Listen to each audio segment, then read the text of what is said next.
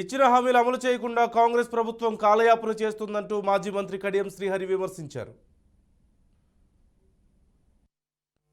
ముఖ్యమంత్రి రేవంత్ రెడ్డి గారి ఇంటర్వ్యూ కూడా నేను చూశాను.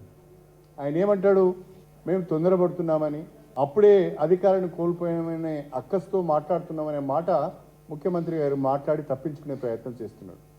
ముఖ్యమంత్రి గారు డేట్స్ మేము చెప్పలే, 420 హామీలు మీరు ఇచ్చారు.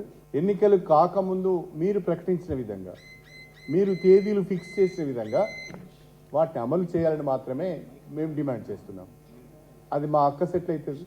మీ గుర్తు చేస్తున్నాం, మీరిచ్చిన హామీలను, మీరిచ్చిన తేదీలను, వాటిని మాత్రమే రాష్ట్ర ప్రభుత్వానికి గుర్తు చేసే ప్రయత్నం చేస్తున్నారు తప్ప మాకు మీరు అధికారంలోకి వచ్చారని ఏ రకమైన అక్కసు లేదు, మాకు ఏ రకమైన ఇబ్బంది కూడా లేదు. ప్రజలకు ఇచ్చిన హామీలు, వాటి నుంచి తప్పించుకునే మీ ప్రయత్నము, కాలయాపన చేసే మీ ప్రయత్నాన్ని మాత్రమే మేము ప్రశ్నిస్తున్నాం తప్ప మరొకటి కాదు. కానీ బట్టి విక్రమార్క గారు ఒక మాట చెప్పలేకపోతున్నారు.